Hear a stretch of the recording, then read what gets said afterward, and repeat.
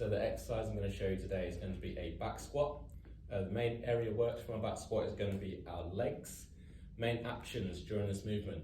On the eccentric downward phase, we're going to have hip and knee flexion. And then on the upward phase, on the concentric, we're going to have hip and knee extension for the main joint actions in our back squat. Main muscles worked are going to be the quadriceps. So we've got our rectus femoris, vastus lateralis, vastus medialis, and vastus intermedius.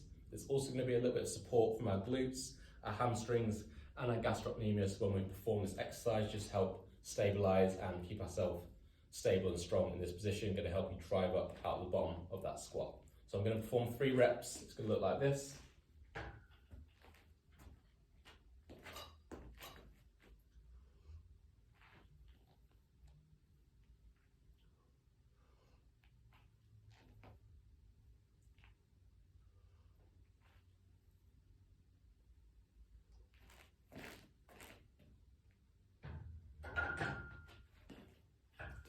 So some key points I'm looking for when I teach this exercise.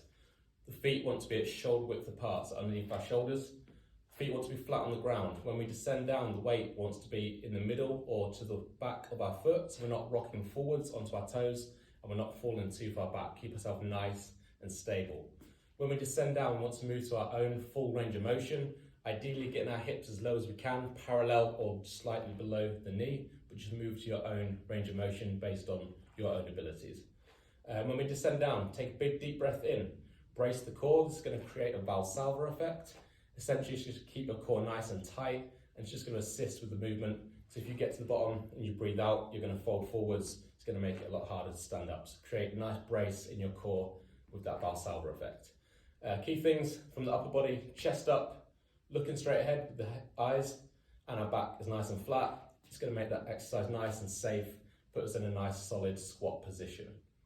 In terms of making this exercise harder, you can add in things such as tempos. So for an example, you can lower down for a 3 count. So you lower down 1, 2, 3. You can pause at the bottom for a few seconds and then stand up. That's just going to add to the intensity of this exercise.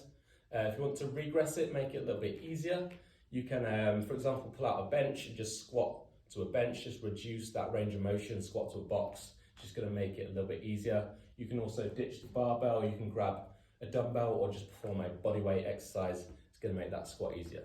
So that is our back squat in a NAMSIT format.